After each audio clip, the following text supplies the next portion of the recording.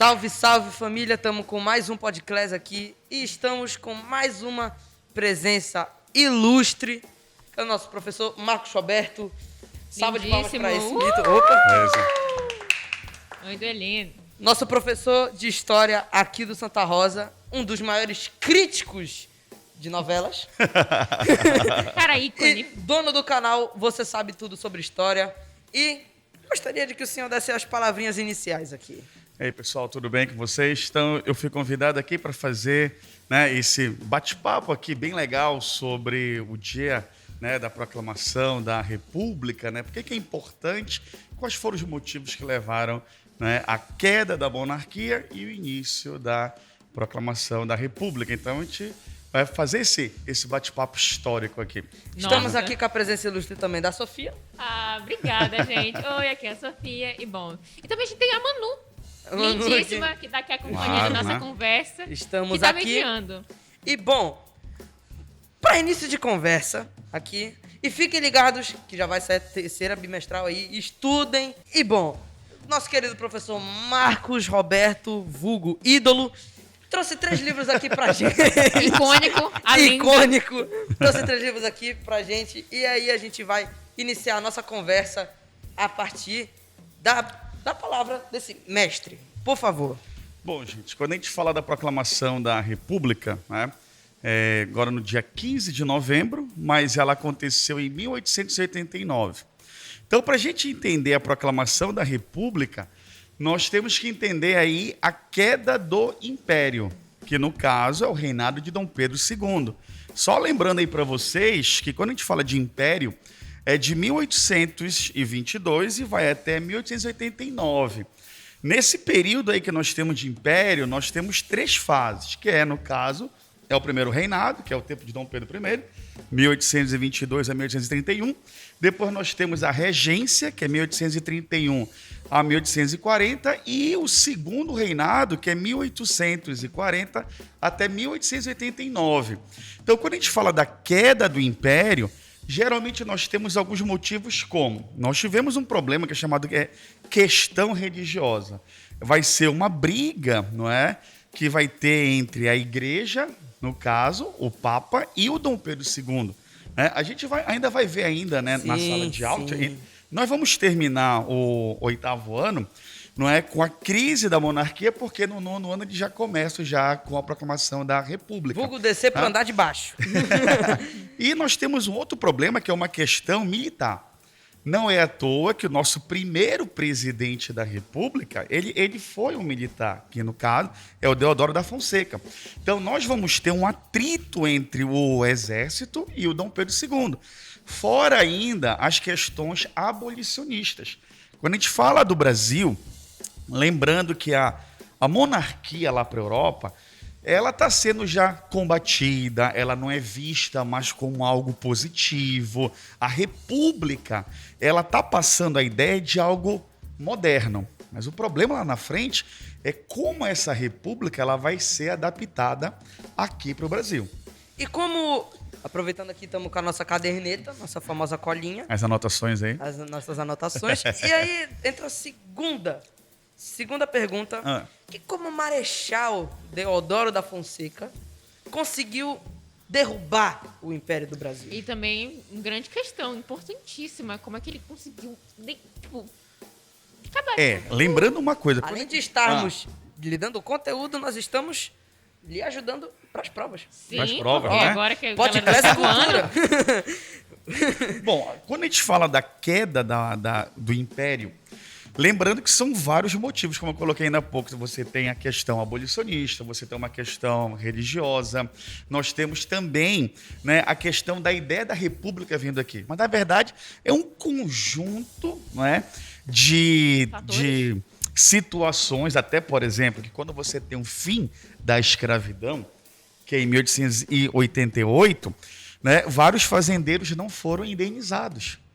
Então, muitos fazendeiros ali se tornaram republicanos e ajudaram a derrubar o próprio império. Então, quer dizer, a gente não pode, como se fosse uma única pessoa responsável pela queda, né, da monarquia e início da república. Na verdade, é um conjunto de situações que a gente vai ver com o tempo. Isso é bem interessante estudar isso. Temos aqui também uma dúvida que é muito gritante, que a gente volta uns anos atrás na Confederação do Equador. E aí, a gente pode dizer que essa ascensão da República, pode dizer que o Frei Caneca, conseguiram realizar o sonho do Frei Caneca? Olha só, quando a gente fala de república aqui no Brasil, a gente tem que lembrar que a ideia de implantar uma república aqui a gente vem desde as revoltas emancipacionistas, que vocês já viram esse ano, que foi, no caso, a Inconfidência Mineira, né, que foi uma ideia de implantar uma república e não deu certo. E nós tivemos também a Conjuração Baiana, né? Então, isso aí é o período o quê? Colonial. Quando nós temos o período joanino, que é o período de Dom João, nós também temos, em 1817, uma outra tentativa de implantar uma república que foi em Pernambuco, né? Que é a Revolução Pernambucana. Depois, já no primeiro reinado, em 1800, né, a partir desse primeiro reinado, nós vamos ter a Confederação do Equador, liderada aí pelo Frei Caneca. Tem todas umas revoltas assim. E eu tenho uma pergunta que também, para mim, nunca foi muito claro, mas... Ok. Já tinha se especulado que poderia vir tudo a se derrubar nessa questão do Império? Olha, quando a gente fala, por exemplo, Ou será que todo mundo já tinha uma ideia de, tipo, putz, isso aqui vai derrubar eles totalmente, vai desmoronar o castelinho? Desmoronar o castelinho. Aqui no Brasil, o Império ele está muito ligado à questão ainda, infelizmente, à escravidão. Sim.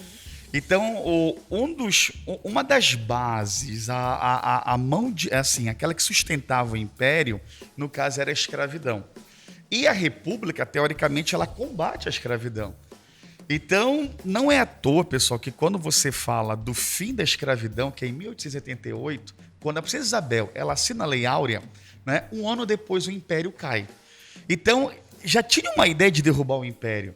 Mas só que como vai ser feito isso, né? Lá na Europa, a República ela vem ganhando força, né? Por exemplo, lá na Europa você tem a monarquia parlamentar, que o rei ele é controlado. Mas outros países têm a ideia da República. E aqui no Brasil, se a gente pegar na América como um todo, nós temos os Estados Unidos, não é? Que eram 13 colônias, que na verdade eram 13 colônias inglesas que pertenciam à Inglaterra. Eles se transformaram numa república, né, na sua independência americana. Eles acabam incentivando aqui na América a ideia do quê? De uma república. Então, o Brasil, né, ele vai se tornar tardiamente, se a gente comparar a América, tardiamente uma república. Temos também os símbolos da república, né? Isso é legal. Essa isso é boa. É muito bacana. Falar de símbolos da república... É bom, gente, falar disso, né? Hoje existe uma ideia de desconstrução desses símbolos. Né? Muitas pessoas que estudaram década de 70, 80, sempre vai ter aquela ideia, né, do Tiradentes como símbolo da República. O Tiradentes como aquele que é o Salvador. Né? Mas o que nós temos que entender, pessoal, que eu vou até te dar uma dica de um livro que eu trouxe aqui bem legal sobre isso, que quando a gente fala de símbolos da República... quando a República ela é implantada aqui, há uma necessidade de criar novos heróis. Voltando em símbolos, temos, falando de Tiradentes também, já tínhamos fake news desde o tempo do Império. Pedro Américo exagerava muito nos quadros, né? Fazendo aquela coisa pomposa. No quadro do Pedro Américo de Tiradentes, que tinha toda uma simbologia. Uma galera, um pessoal que na realidade não tinha quase ninguém. É muito comum quando a pessoa pega aquele quadro, né, da independência, o grito, né, do Dom Pedro I, né, independência ou morte, ele é do Pedro Américo. Só que aquele quadro ali, já que nós estamos falando de identidade, aquele quadro que é famoso, né, que imortalizou, no caso, Dom Pedro I, ele é do Pedro Américo. Aquele quadro é de 1888. Se vocês pegarem 1888, poxa, um ano depois cai a monarquia. Ou seja, quem manda fazer aquele quadro sobre Dom Pedro I é o Dom Pedro II. Então, ele pede para que o Pedro Américo, né, crie algo importante de como o seu pai foi importante para o Brasil. A ideia de criar símbolos, ela vem também da monarquia. E como a gente está falando no caso da proclamação da República, nossa, aí que vai ser criado muitos símbolos. E a Nossa, identidade brasileira. Opa, os livros! Estamos de olho aqui, Sim, hein? livro é muito importante, né? Você Livro. sabe que a gente não pode Leitura ler é qualquer cultura. coisa na internet. Então, a gente tem que ter argumentos, fatos, né? Então, no caso aqui, eu pego esse aqui, que é do historiador José Murilo de Carvalho. Eu acho essa pintura muito bonita. O próprio título aqui é A Formação das Almas, o Imaginário da República no Brasil. Então, aqui ele mostra... É bem Dá um sugestivo. close aí, por favor. Aqui ele mostra, né, qual é a necessidade de você criar novos símbolos. Por exemplo, se nós temos um novo regime, não pode ter mais símbolos ligados à monarquia. Sim. O Dom Pedro I, ele é Porque importante. tem que tirar essa ideia de monarquia, né? Tem Falar que assim, tirar essa ideia de monarquia. Tira o brasão, tira a bandeira, mas na verdade tem uma coisa na bandeira aí que é um pouco escondida, valeu? Se a gente pegar a nossa bandeira, né, Atual bandeira. Criaram uma ideia aí que o verde... Ninguém sabe explicar direito de onde Que veio o essa verde é essa as ideia. matas, o amarelo é o ouro, o azul é o Não, céu. riquezas. Não é a mesma coisa? Bom, no caso, o verde, ele simboliza a casa de Dom Pedro I. Que é os Bragança. Né? E no caso, a dona Leopoldina, o amarelo simboliza a casa dela. Ou seja, Habsburgos, né? ninguém sabe explicar direito de onde veio isso. E aquela frase lá, Eu acho que, ordem e eu acho que progresso, pela, nunca entendi. eu acho que é a questão da separação, assim, dizer, não quero nada que seja deles. No caso, porque você está criando um novo governo, né? Então, esse novo governo Tem que ter uma nova cara, tem que ter uma nova cara, né? Então, Pois é, né? vocês lembram que... Não, vocês não viram, vamos ver ainda. Opa. No caso, Spoiler. a bandeira da República, a provisória, né? Se vocês Era uma tiverem a cópia imagem dos aí, Estados Unidos. se vocês tiverem uma imagem aí na edição, coloque que é muito bacana. A nossa bandeira provisória, ela é uma cópia da bandeira dos Estados Unidos. Praticamente vai mudar o número das estrelas, o número de estrelas e as cores, claro, né? E também tem a questão das estrelas no círculo da bandeira. O que é aquela estrela bem separada lá de todo mundo? Mas, na verdade, galera, aquela estrela ali, ela é o Pará, por quê? O Pará, na verdade, ele foi, no caso, província. O Grão-Pará é a última província a aceitar a independência do Brasil. Então, quando a gente tem aquela estrela solitária ali, é o Grão-Pará, entendeu? E também tem aquela questão que foi o último, né? Como você disse, foi o último a aceitar. Aceitar. Então, será No caso, será que eles têm um ranço da gente? Falar assim, ele foi o último a o nosso aceitar. estado ele tem muita história e muito ligado ao império, né? Assim como nós tivemos a adesão, né, do Pará. Lembra de uma coisa, quando a gente fala adesão, olha só, a gente está aceitando, mas será que a independência também teve uma ideia nossa, né? Será que aquilo ali vai ser bom pra gente? Aí depois nós vamos ter, durante a regência, no caso, a própria cabanagem. Então, ou seja, quando tem aquela estrelinha ali, é porque o Pará ele foi o último, não é, a aceitar a independência do Brasil. Por conta dos portugueses que tem aqui. Com certeza, não é porque o Pará não queria, né? No caso, era as pessoas que ficavam terminando aqui os símbolos, vamos entrar em outro aspecto aqui, já estamos quase finalizando. Já deu o tic-tac aqui. E os outros livros que o senhor quer no mostrar caso aqui, pra nós gente? temos um do mesmo historiador, que é o José Murilo de Carvalho, que é esse aqui, Os Bestializados da República. Existe uma frase, até você que está fazendo vestibular, existe uma frase, né, que o povo assistiu tudo aquilo bestializado.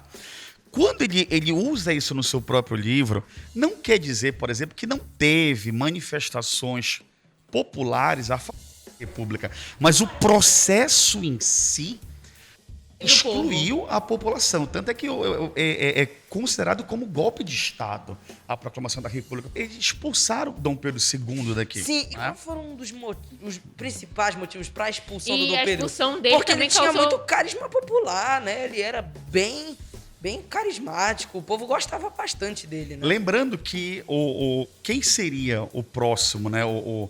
Quem seria o próximo reinado? Seria da Isabel. Sim. Né? Mas como você tem, né, o Dom Pedro II ele sendo expulso daqui do Brasil, como você perguntou, quais eram os motivos? Lembrando que nós tivemos uma questão militar, porque os militares eles Existem 2 momentos do exército aqui no Brasil. Antes da Guerra do Paraguai e depois da Guerra do Paraguai. Quando você tem o exército que volta da Guerra do Paraguai, eles conseguem perceber a importância que eles têm e como eles poderiam, né, ocupar cargos importantes. Maiores, né? Então, quer dizer, isso eles vão cobrar do Dom Pedro. Então, do segundo, no caso. Né? Então, ou seja, há um conflito de interesse entre eles. E também a questão abolicionista, não é, que ela já vem aos poucos aí, acabando com a escravidão, e o império depende da escravidão. Né? Então, o Dom Pedro II, ele fica numa situação que ele fica muito pressionado por vários setores. Sim, e um dos pontos principais é a questão abolicionista. Tanto é que um ano depois acaba. E é isso, rapaziada. Vai terminando mais um voo aqui. E valeu, tchau, família. Gente. Tchau. Valeu. Tchau. Valeu.